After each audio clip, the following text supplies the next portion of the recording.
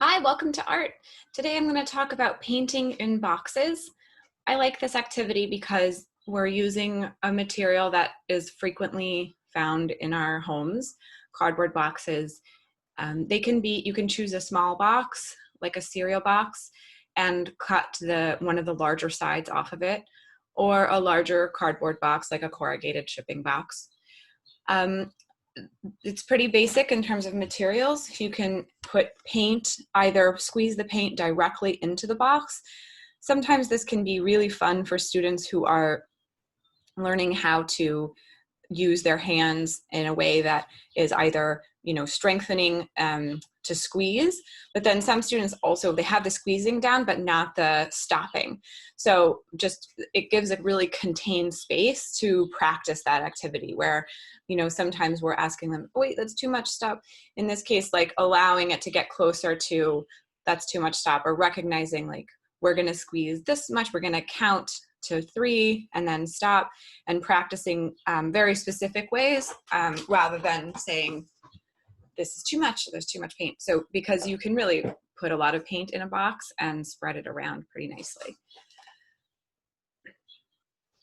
So here's an example of a child squeezing, and if a child is squeezing a lot of paint, a lot of times I will first approach the activity, if I know that that's something that they do, and say, we're going to squeeze the paint, but we're going to squeeze it for a count of 3, and when I get to 3, we're going to set the paint down, and just practice that activity over and over.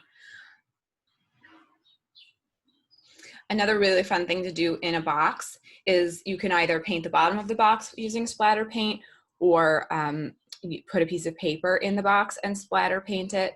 That's a fun way to work on something, and then you pause, right, because it's got to dry, and then later you can come back to your splatter painted pictures and cut them out, or paste them on something else. It allows the work to have a few different steps, and it allows a student to kind of revisit their creative process and come back to their work, which helps with stamina and focus and understanding that you can come back to something. It's not necessarily done and move on, that you can really build up a tolerance for returning to your work. Here's an example of a child playing ball in a yard in a box, which is really fun for students who like to throw things, and also fun because you can see the consequences of your mark and of your action. So if you have paint on a ball or on a sponge or on any other material that you can use to throw, maybe it's something softer, maybe it's a balled up piece of newspaper, getting your whole body into this action really allows you to do action painting. And you wouldn't have to have a box this large. You could definitely use a smaller box, and the child can stand very close or farther away and just make marks using paint and using their body in a more a gross motor skills way. Here's an example of a box that a student came back to many times, and really they also had the opportunity to cut on the sides, which was for hand strength development. There are collage elements. You can see there's elements from nature. There are sticks incorporated into this piece, as well as wrapping. There are found objects from home, kinds of giveaway toys and that kind of thing that you might get at a birthday party or something else. Sometimes we save these things and then we can use them in our art. This actual project involved some hot glue as well, which is something that definitely needs to be used with supervision, but it can also be a great way to help a student understand how to make something stick, and also how to be careful with real, true to life, experiment with using something that can be tricky, and also there incorporated some soft elements, right? Some pom-poms. You could use cotton balls.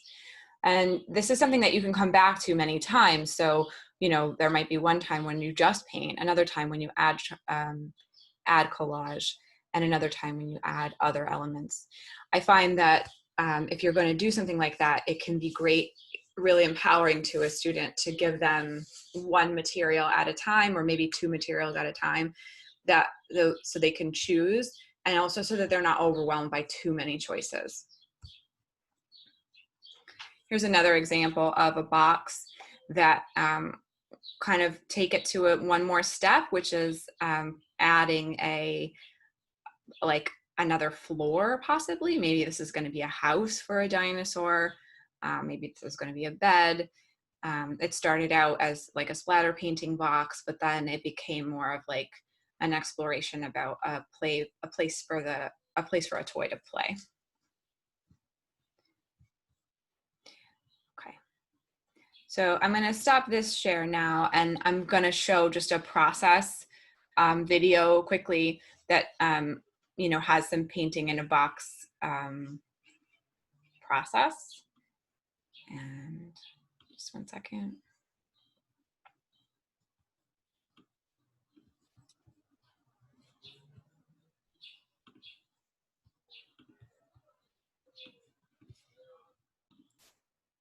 So now we have this, I'm just showing the way that I used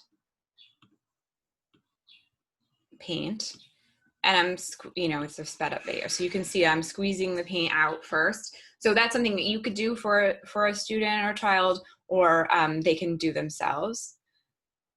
Maybe you have the little tubes, maybe you have big tubes, maybe you have watercolor, which that's just a different kind of practice, right? Making sure you get the right amount of water to make the paint work.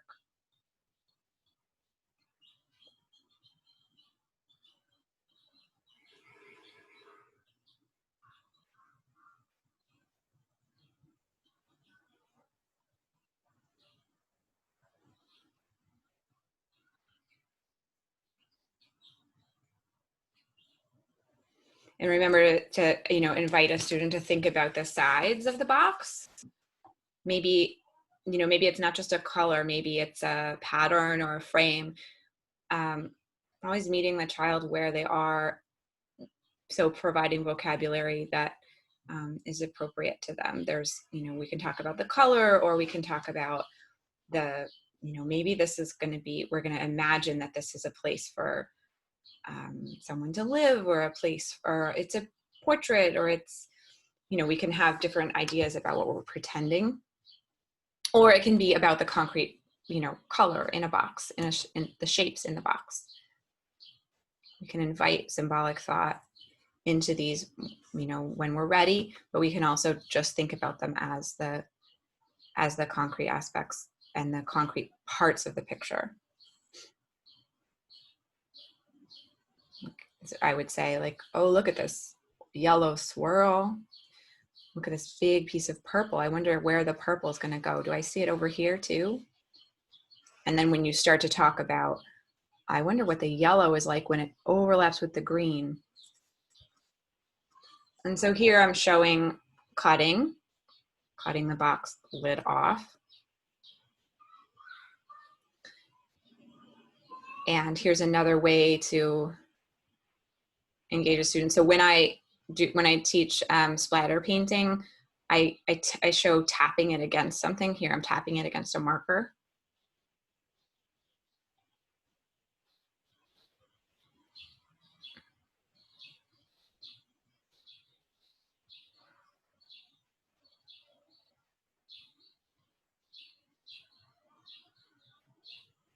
There's not a right or wrong way to do this. So also remembering that whatever a child is bringing to the project is actually the best way, because letting them do it how their body is leading them to do it allows them to develop choice making skills, and allows them to develop agency and desire to work and desire to be engaged, which is really important for some of our students, and it allows them to kind of engage creativity, which is really about having the desire, right? And believing that what you have to make is important.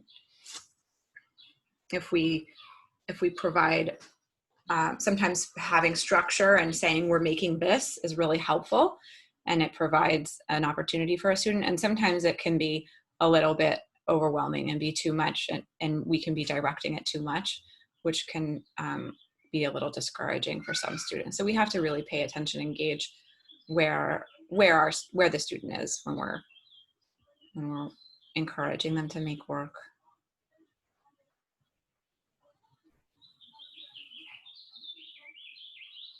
Here I'm showing a way to make a bed for a dinosaur. I mean, it was very quick and simple.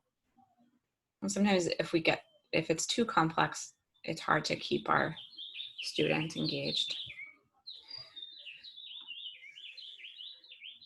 So I'm going to stop sharing now.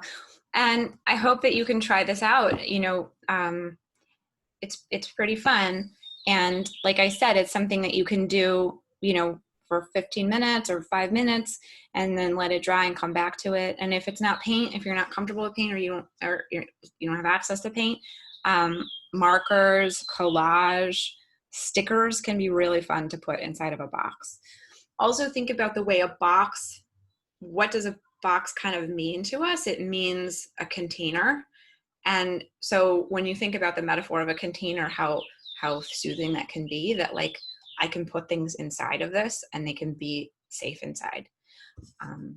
So that's my thing about boxes. I hope you have a great day, and I hope you have a chance to try it out. Enjoy.